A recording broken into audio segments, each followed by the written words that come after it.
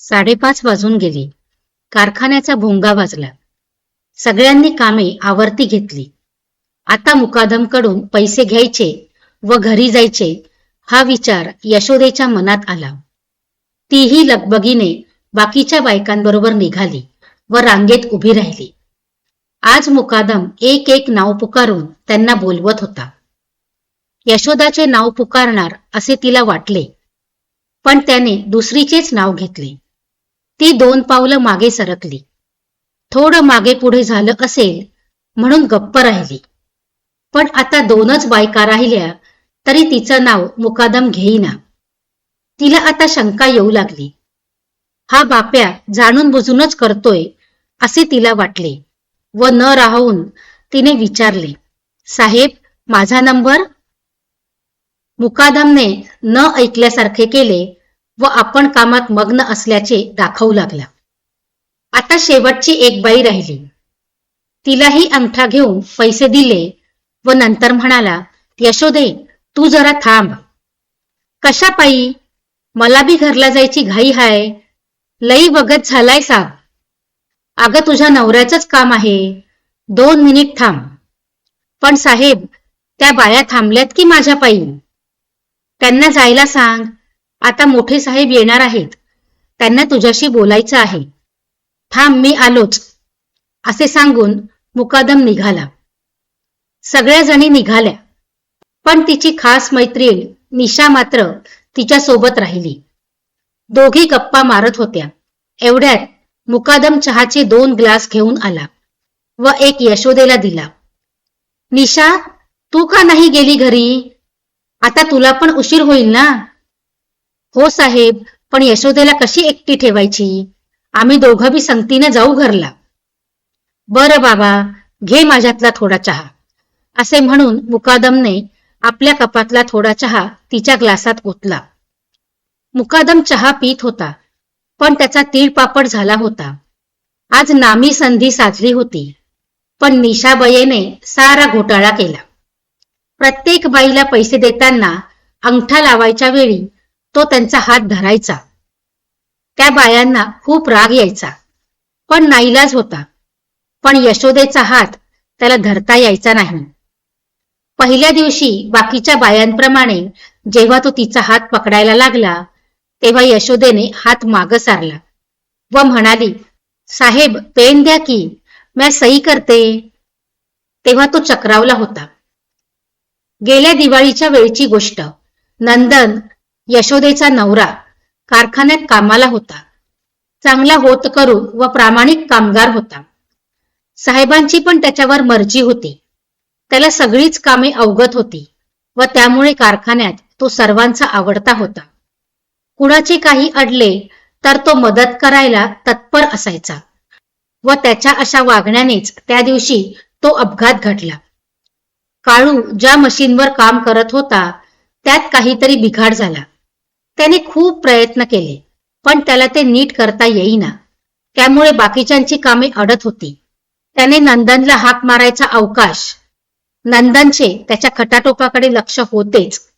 तो त्याच्या मदतीला धावला. तो तिथे पोहोचेपर्यंत मोठा आवाज झाला व वरची मोठी ट्रॉली कोसळली. ती नेमकी धावत येणाऱ्या नंदनवरच. नंदनचे दोन्ही पाय त्याखाली चिरडले गेले. सगळीकडे हाहाकार माजला. धोक्याचा भोंगा वाजला. काम ठप्प झाले. ॲम्ब्युलन्स मागवली व नंदनला हॉस्पिटलमध्ये नेले. मालकांनी सगळे सोपस्कार केले, पण नंदन दोन्ही पाय गमावून बसला व 1-1.5 महिन्यांनी घरी परतला. जीवावरचे पायावर निभावले होते. तो 1.5 महिन्यांचा काळ यशोदेने कसा काढला फक्त देवाला माहिती. किती आनंदात होती ती त्या दिवशी. ती छोट्या कृष्णाशी बोलत बोलत कामे उरकत होती. आता कृष्णुल्याचा बा येणार हाय. चहा घेऊन ये, मग छान दुकानामंदी जाऊ, छान छान कापडं आणू. दिवाळीला साईबाबांनी दिसल माझं लेकरू. असे सुंदर मनसुबे ती रचत होती, पण सगळे विपरीत घडले. नंदनच्या अपघाताने सगळ्या गोंधळात व घाबरगुंडीत दिवाळी सरली. तिला सुरुवातीला सगळ्यांनी मदत केली, पण नंतर हळूहळू सगळे पांगले. कारखान्यातल्या साहेबांनी सगळा हॉस्पिटलचा खर्च व थोडे जास्तीचे पैसे दिले व नंतर यशोदेला कारखान्यात कामाला पाठव असे सांगितले. 3-4 महिने यशोदेची खूप धावपळ झाली. नंदन खाटेवर झोपलेलाच असायचा. कृष्णाला शेजाऱ्यांकडे देऊन यशोदा बाहेरची कामे करायची. मालकाने दिलेले पैसे संपायला आले होते. नंदन आता काम कसे करेल? सगळ्या संसाराची जबाबदारी यशोदेलाच सांभाळावी लागणार होती. आता हातपाय हलवल्याशिवाय काही होणार नाही हा विचार तिच्या मनात आला. तशीच ती नंदनला म्हणाली, अहो मी काय म्हणते, तुमच्या कंपनीमध्ये जाऊन येते. त्यांनी म्हटलं होतं नोकरी देणार हाय, आज जाऊन येते. काम गावलं तर बरं होईल. बाजूच्या आजी म्हणल्या जा म्हणून, त्या कृष्णाला सांभाळतील व तुम्हासनी बी काही लागलं सवरलं तर बघीन म्हणल्यात. बरं हाय, पण अजून थोडं दिस थांब. नंदनने तिला थांबवलं.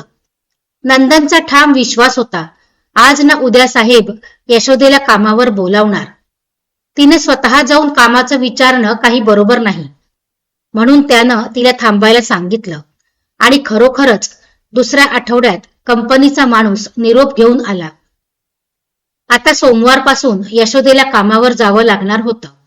ती आनंदली. त्याचबरोबर तिला काळजीही वाटू लागली. आत्ताच नंदन कुबड्या घेऊन चालायला बघतोय, पण त्याला खूप त्रास होतोय. आपण गरीब माणसं, तो लाकडाचा पाय आपल्याला कुठून परवडणार? आणि तिथं माझ्यासारखीला काम तरी काय असेल म्हणा. असे सगळे विचार एकामागे एक तिच्या डोक्यात येऊ लागले व तिचा जीव वर खाली होऊ लागला. समोरची निशा पण त्याच कंपनीत कामाला होती. ती तिच्याकडे गेली. तिच्याकडून काम विचारून घेतलं व सोमवारपासून दोघांनी बरोबर जायचं ठरवलं. नंदनने पण कंपनीची माहिती तिला करून दिली. कसं काय बोलायचं, कसा साहेबांचा मान ठेवायचा, मुकादम विचित्र माणूस आहे, त्याच्यापासून सांभाळून राहा, अशा सगळ्या सूचना तिला दिल्या गेल्या. सोमवारी भल्या पहाटे उठून यशोदाने सगळी कामे आटोपली. नंदनला चहा नाश्ता दिला. कृष्णाची पण सगळी खाण्यापिण्याची व्यवस्था केली. दुपारचं जेवण गरम करून दोघे पण जेवा असं सांगून ती निशाबरोबर कंपनीत जायला निघाली. कंपनीत अगोदर मुकादमने तिची मुलाखत घेतली. त्याने तिला सांगितले 2 महिने ते बघतील तिला कसं काम जमतंय ते. काम पण दिवसाच्या पगारावर असेल. खाडा केला तर पैसे मिळणार नाहीत. अर्ध्या दिवसाच्या कामाचे अर्धेच पैसे मिळतील. या सगळ्या गोष्टी ऐकून तिने काम स्वीकारलं. काम काही जास्त कष्टाचे व जास्त जोखमीचे नव्हते.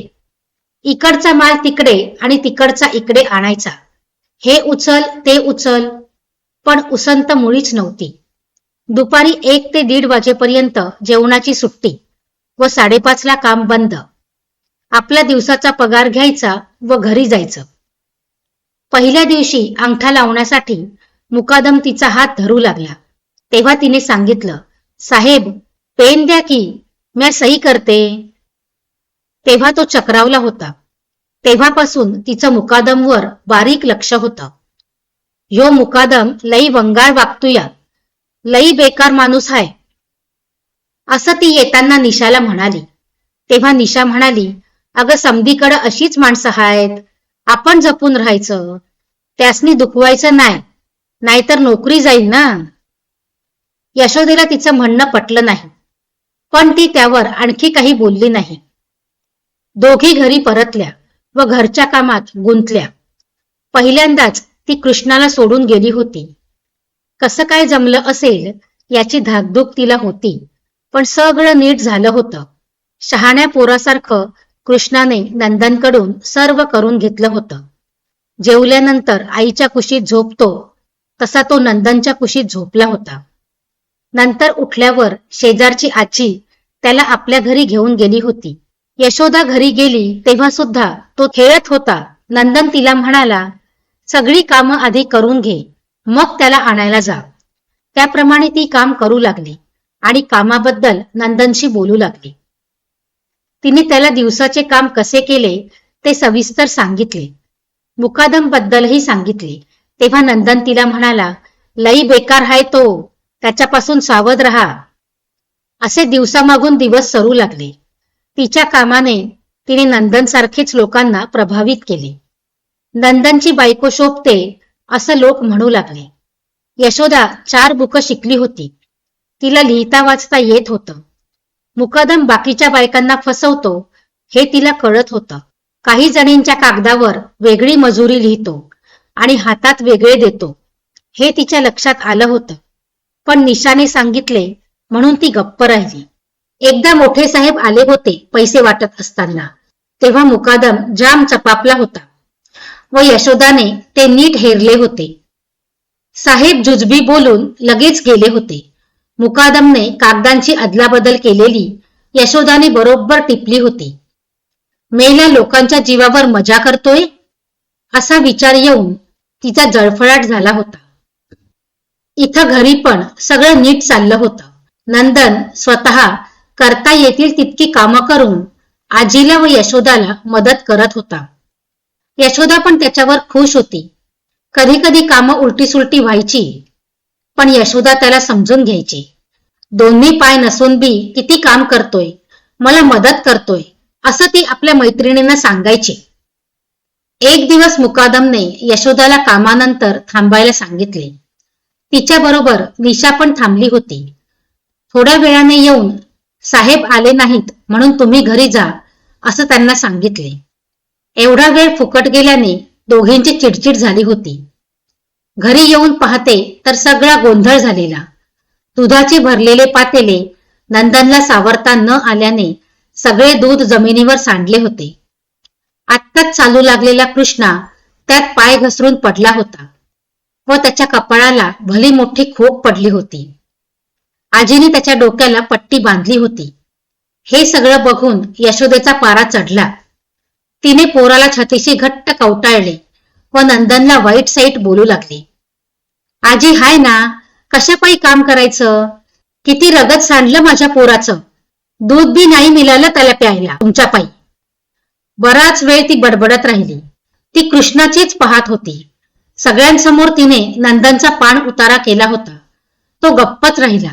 दूध सांडलेली जागा नंदननेच साफ करून ठेवली. तिला एकही शब्द न बोलता तो गप गुमान अश्रू पित राहिला. आतल्या आत पुढत राहिला. आपल्या नशिबाला दोष देत राहिला. रात्रीची जेवणं आटोपली. तिची आवराआवर होईपर्यंत कृष्णा नंदनच्या कुशीत झोपला होता. बरेच रक्त वाहून गेल्याने त्याचा चेहरा वेगळाच दिसत होता. त्याच्या गालाची पापी घ्यायला गेली तेव्हा तिचं लक्ष नंदनकडे गेलं. तोही झोपी गेला होता. त्याचेही डोळे रडून सुजले होते. कृष्णाचे पांघरून नीट करत असताना तिचे लक्ष नंदनच्या हाताकडे गेले. नंदनची बोटे बरीच भाजली होती. त्यावर पाण्याचे फोड आले होते. तिला चर्र झालं. तिने त्याचा दुसरा हात बघितला तर तो ह्यापेक्षा जास्त भाजला होता. अरे रे, किती वाईट केले म्या, किती बोलले मी ह्याला, पण हा जरा बी मला काही बोलला नाही. याला पण किती लागलं या, ते बी नाही सांगितलं ह्याने. कृष्णावानी हा बी रडून झोपलाय. दोन्ही निरागस माझी लेकरं. तिला राहावलं नाही. जशी कृष्णाची पापी घेतली तशीच नंदनची पण तिने घेतली. या तिच्या प्रेमात ती एक पत्नी नसून तिच्यात आईची माया भरली होती. लहान कृष्णा बोलता येत नाही म्हणून बोलला नाही, तर हे माझं दुसरं लेकरू एवढं सगळं सहन करून छोट्या लेकरावानी गुमान राहिलं. तिला रडू आवरलं नाही. तिच्या डोळ्यातले अश्रू नंदनच्या चेहऱ्यावर पडू लागले. त्याला जाग आली. त्याने विचारले, कशापायी रडते या? तिला रडू आवरले नाही. एखाद्या लहान मुलासारखा तिने त्याचा चेहरा हातात धरला व त्याच्या चेहऱ्यावर चुंबनांचा वर्षाव करू लागली. यशोदेतली माता जागृत झाली होती.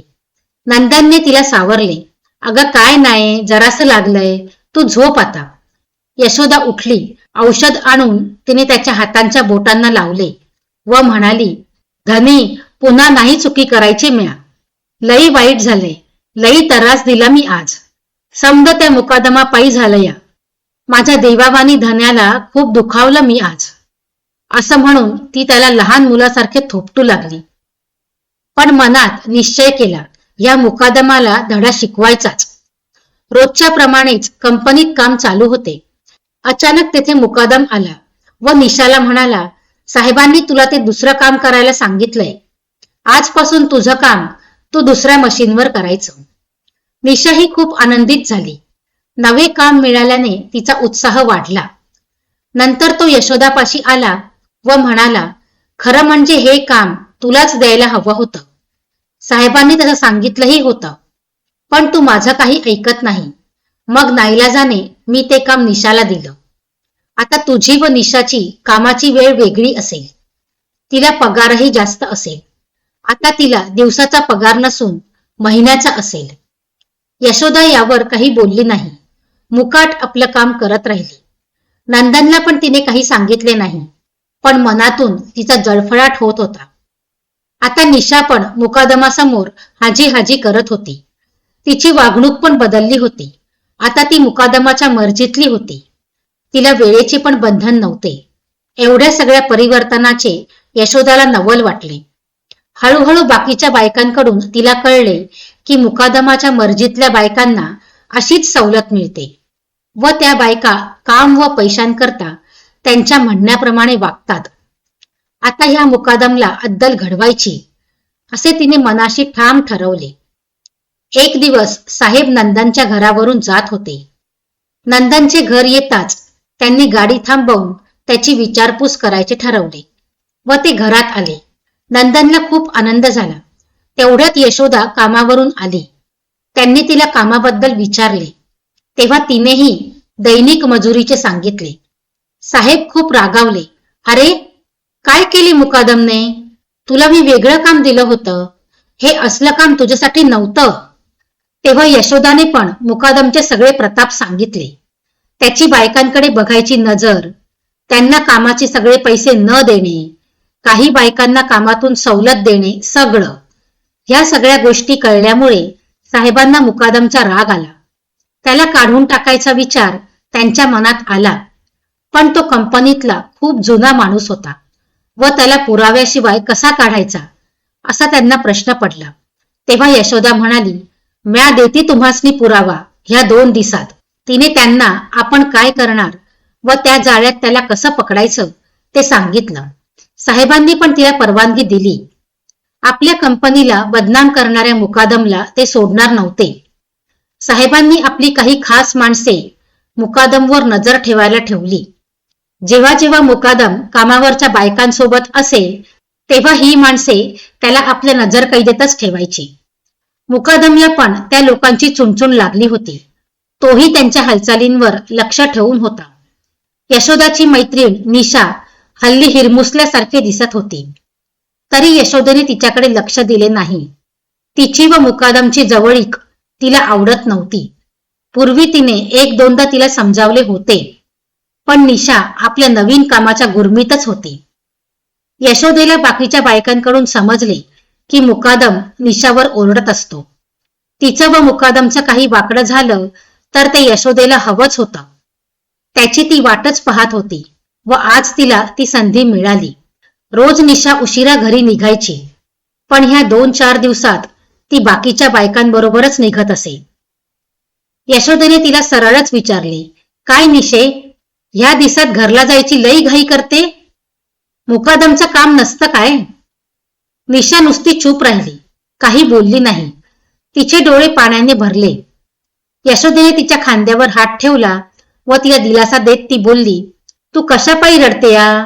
काय झालं? निशाला राहावलं नाही. ती रडत रडत सांगायला लागली, यशोदे, चुकलं माझं. म्या तुझं ऐकलं नाही. म्या नोकरी व पैशाच्या जाळ्यात फसले. मुकादम लई वाईट आहे. म्या त्याच्याकडनं पैसे घेतले होते. नाही केले तरी चालल बोलला होता, पण आता तो तगादा लावतो या. पैसे दे 8 दिवसात, नाहीतर त्याची इच्छा पुरी कर म्हणतो या. असे सांगून ती मोठ्याने रडायला लागली. यशोदेने तिला शांत केले व विचारले, काय इच्छा पुरी कराय हवी हाय त्याची? हलकट मेला, लई बंगाळ हाय साला. त्याचा मुर्दाच पाडते या आता. यशोदेला सगळं कळून चुकलं. ती संधीची वाटच पाहत होती व निशामुळे तिला ती आयती संधी साधून आली होती. तिच्या डोक्यात नामी कल्पना आली, व ती लगेच अंमलात आणायचे तिने ठरवले. तिने निशाला सांगितले, निशे, म्या हाय तुझ्या पाठीशी. त्यासनी सांग पैसे नाही परवडत द्यायला, पण तुमची सगळी इच्छा पुरी करते. निशा ओरडली, अगं यशोदे, काय बोलतीय तू? म्या सांगते तसंच कर निशे. उद्या कारखाना सुटल्यावर येते सांग. चल जा, त्यासनी सांगून ये. असे म्हणून तिने निशाला आत पाठवले व सगळ्या बायांना एकत्र करून तिने कुजबूज केली. बाकीच्या बायांनी पण तिच्या होला हो म्हटले व निशा आल्यावर सगळी आपापल्या घरी परतली.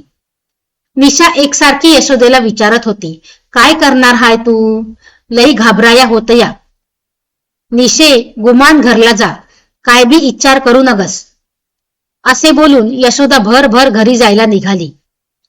दुसऱ्या दिवशी रोजच्या प्रमाणे कामाला सुरुवात झाली. जेवायच्या वेळेला यशोदेने सगळ्या बायांना कसे काय करायचे ते सांगितले. तेव्हा निशाचा जीव भांड्यात पडला. रात्रभर झोप उडाली होती तिची. तिला यशोदेचा खूप अभिमान वाटला व तसा तिने बोलून पण दाखवलं. जेवण आटोपल्यावर परत सगळी आपापल्या कामाला लागली. बरोबर 5:30 वाजता काम संपले. मुकादमने घाईघाईने सर्वांचे पैसे चुकते केले व सगळा गाशा गुंडाळून तो लगबगीने आत गेला. थोड्या वेळाने निशा पण आली. तिच्या चेहऱ्यावर भीतीचे सावट होते, पण यशोदा व बायांकडे पाहून तिने धीर धरला. ती दबकत मुकादमच्या खोलीकडे गेली. तिला पाहिल्याबरोबर मुकादम जाम खुश झाला व म्हणाला, आलीस ना शेवटी? किती भाव खात होतीस, आता नाही सोडणार तुला. असे म्हणून तो तिच्याकडे झेपावला. ती थोडी बाजूला सरकली. काय नखरे करतेस? असं म्हणून त्याने तिच्या पदराला हात घातला व तिला जवळ ओढली. एवढ्यात यशोदा व साऱ्या बायका आत घुसल्या. मुकादमला फरफटत बाहेर खेचून घेऊन आल्या व एक एक त्याच्यावर अशा काही तुटून पडल्या की पळता भुई थोडी झाली मुकादमला. सगळ्या बायांनी त्याला असा चोपला की त्याची हाडे खिळखिळी झाली. प्रत्येक बाई जणू आपल्यावर झालेल्या अन्यायाची भरपाई करत होती व तोंडाला येईल तशा शिव्याही हासडत होती. साहेबांची माणसे व बाकीचे सारे कामगार सुद्धा ते दृश्य पाहून अचंबित झाले. नारी, एक स्त्री, अबला की चंडिका, दुर्गा, काली की महिषासूर मर्दिनी, त्या 15 बायकांचे रौद्र रूप पाहून ते सारे अवाक झाले होते. सगळ्या बायका मुकादमवर हात धुवून घेत होत्या. मुकादम अर्धमेला झाला होता. एवढा वेळ यशोदा बाजूला उभी राहून ते सारे दृश्य पाहत होती. मुकादम रक्तबंबाळ झाला होता. तिने बायकांना थांबवले व जवळ पडलेली लोखंडी सळई उचलली व मुकादमच्या दोन्ही पायांवर एवढ्या जोराने मारली की त्याचे दोन्ही पाय निकामी केले. हातातली सळई फेकली व सुटकेचा, समाधानाचा एक सुस्कारा सोडला व निशाला घेऊन, चला ग बायांनो, असे म्हणून मुकादमकडे पाठ केली. आज सगळ्या बायकांच्या चेहऱ्यावर बदला घेतल्याचे समाधान झळकत होते. साहेब आपल्या गाडीत बसून हे दृश्य पाहत होते. त्यांनी यशोदेला शाबासकी दिली. मुकादमला दवाखान्यात भरती केले, पण त्याला कामावरूनही कमी केले. नारी शक्ती जिंदाबादचे नारे सगळे मोठमोठ्याने देऊ लागले. तर मित्रांनो, कथा आवडली असेल तर व्हिडिओला लाईक करा, शेअर करा आणि कमेंटही करा. आणि आपल्या चॅनलवर नवीन असाल तर चॅनलला सबस्क्राईब करा. धन्यवाद.